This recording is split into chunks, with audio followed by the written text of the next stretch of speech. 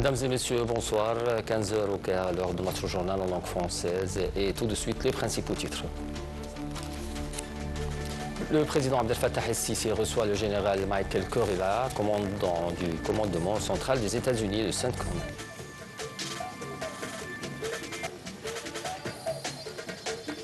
Le ministère de l'Intérieur annonce avoir déjoué un plan du mouvement terroriste Hasm, branche armée de la formation terroriste des Frères. Un calme relatif est régné dans Soaïda, dans le sud de la Syrie, au lendemain de l'annonce d'un cessez-le-feu ayant mis fin à une semaine d'affrontements communautaires.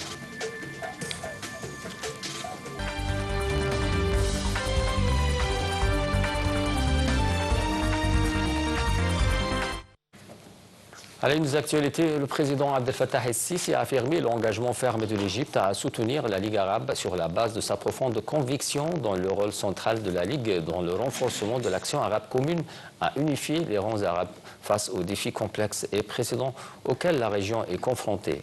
Le président el-Sisi s'exprimait lors de sa rencontre avec le secrétaire général de la Ligue arabe, Ahmed Aboulghit. La rencontre a porté sur l'évolution des crises et des questions arabes, au premier rang desquelles la situation dans la bande de Gaza et en Cisjordanie occupée, ainsi que sur les efforts intensifs déployés par l'Égypte et le Qatar pour parvenir à un cessez-le-feu et garantir l'acheminement de l'aide humanitaire à la population de la bande de Gaza.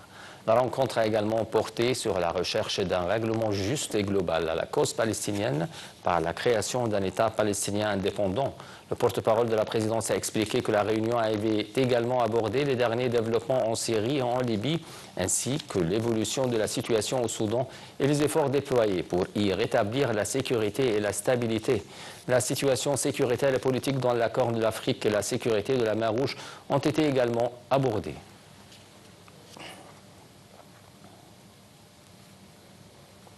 Le président Abdel Fattah el-Sisi a également reçu aujourd'hui au Caire le général Michael Kurilla, commandant du commandement central des États-Unis de CENTCOM, en présence du ministre de la Défense, le général d'armée Abdelmegid Sakr et de l'ambassadrice des États-Unis au Caire.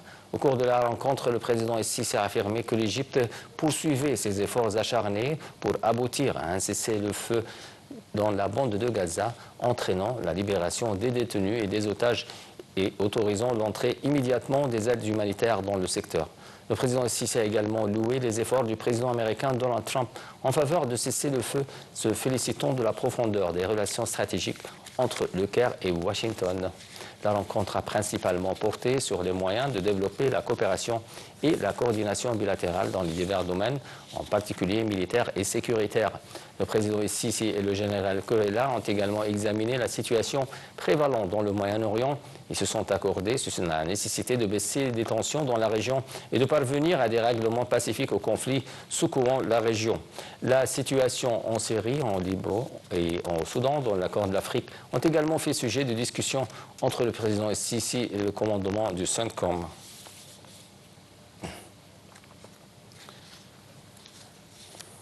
Le ministère de l'Intérieur a annoncé dans un communiqué avoir réussi à déjouer un plan du mouvement terroriste Hasm, branche armée de la formation terroriste des Frères, dans le cadre des efforts déployés pour préserver les potentiels de l'État et de la stabilité sécuritaire dont jouissait le pays et pour contrer toutes les tentatives désespérées de la formation des Frères afin de semer le chaos dans le pays. Le ministère de l'Intérieur a reçu des informations selon lesquelles le mouvement Hasm, qui se réfugie en Turquie, a planifié de relancer ses activités et perpétrer des opérations hostiles contre les installations sécuritaires et économiques. Pour ce faire, l'un des membres du mouvement fugitif dans l'un des pays frontaliers et qui a précédemment reçu un entraînement militaire avancé est incité à s'infiltrer illégalement dans le pays pour exécuter ce plan. Le secteur de la sécurité nationale, en coordination avec les services de sécurité, a réussi à identifier 5 des dirigeants du Hasm qui devaient exécuter le plan terroriste. Et après l'autorisation du parquet supérieur de la sécurité de l'État, les services de sécurité ont localisé et perquisitionné la cachette de 2 éléments terroristes. Un échange de tirs a eu lieu lors de la perquisition, entraînant la mort des 2 terroristes, alors qu'un citoyen est tombé martyr. Au cours de l'opération, un officier a été blessé alors qu'il était en train de sauver un autre citoyen.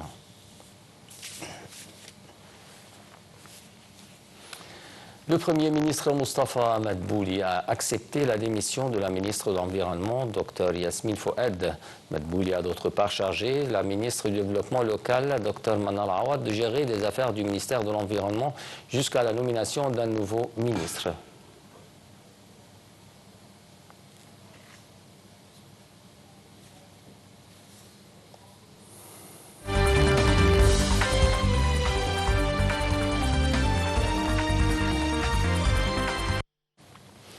Passons aux territoires occupés. Des sources médicales ont rapporté que 25 Palestiniens ont été tués à la suite des raids de l'occupation israélienne sur la bande de Gaza depuis l'aube, dont 19 martyrs attendant de l'aide.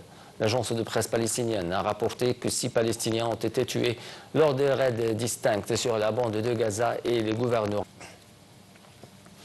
Et en Cisjordanie occupée, les forces de l'occupation ont poursuivi leur agression contre la ville de Tulkarem et son camp et contre le camp de Nour Shams. L'agence de presse palestinienne a rapporté que les bulldozers de l'occupation poursuivaient leurs travaux de démolition dans le camp de Tulkarem. Cette escalade s'inscrit dans le cadre de la mise en œuvre du nouveau plan de l'occupation qui prévoit la démolition de 104 bâtiments comprenant environ 400 maisons. Le camp de Nour Shams a également connu une escalade militaire dans un contexte d'agression et de siège strict imposé par les forces de l'occupation.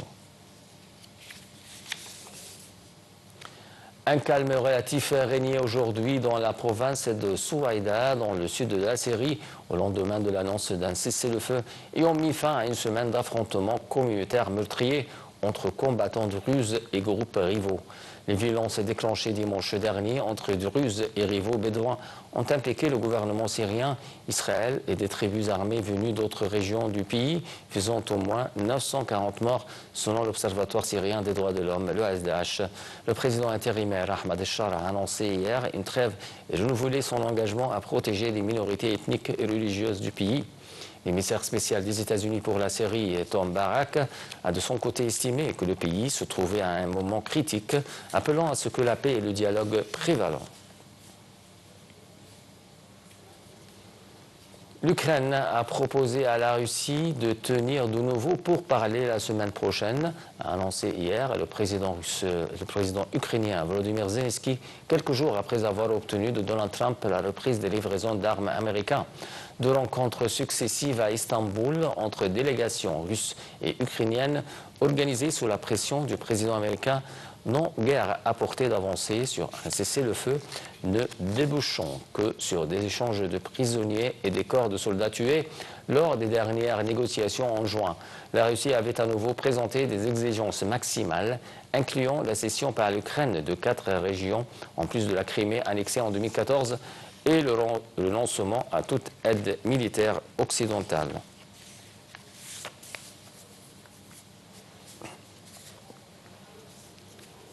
Les Japonais sont rendus aujourd'hui aux urnes pour un scrutin sénatorial où se joue le sort de la coalition au pouvoir très impopulaire sur fond d'inflation et de poussée d'un parti populiste anti-immigration de droite au risque de pousser à la démission du Premier ministre Shigeru Ishiba. Selon les sondages, la coalition gouvernementale formée du Parti libéral-démocrate et du petit allié centriste Komito risque également de perdre aujourd'hui sa majorité à la Chambre du Haut-Parlement où 125 des 248 sièges sont renouvelés. La coalition doit en remporter 50 pour conserver sa majorité.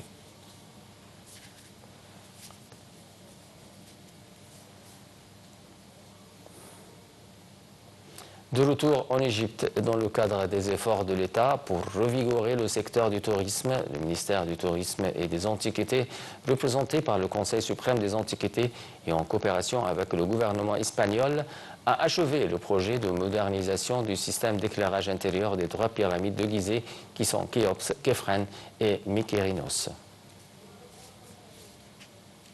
La visite des pyramides de Gizeh avec un guide est une expérience très riche car elle relate l'histoire des dynasties égyptiennes qui s'étend sur plus de 4000 ans d'une manière spectaculaire et passionnante, affirme National Geographic Traveler. Le rapport explique que les sites archéologiques anciens sont les destinations touristiques les plus inspirantes, non seulement parce qu'ils témoignent du génie de l'homme ancien, mais aussi parce qu'ils incarnent les respects ou les aspects de l'humanité qui sont encore proches du présent et offrent aux visiteurs une expérience culturelle et spirituelle exceptionnelle. Le rapport note également que la visite des pyramides de Gizeh avec un guide est une expérience très riche car elle relate l'histoire des dynasties égyptiennes qui s'étend sur plus de 4000 ans d'une manière spectaculaire et passionnante. Il recommande également aux visiteurs d'inclure l'entrée à l'intérieur de la Grande Pyramide suivie d'une visite du Grand Musée égyptien voisin, l'un des monuments culturels modernes les plus importants d'Égypte.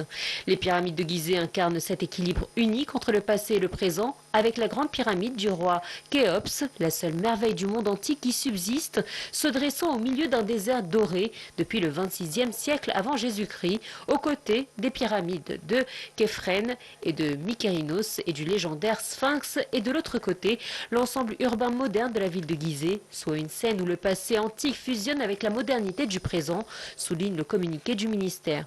Ce rapport de National Geographic est un nouvel hommage mondial aux atouts archéologiques et touristiques uniques de l'Égypte.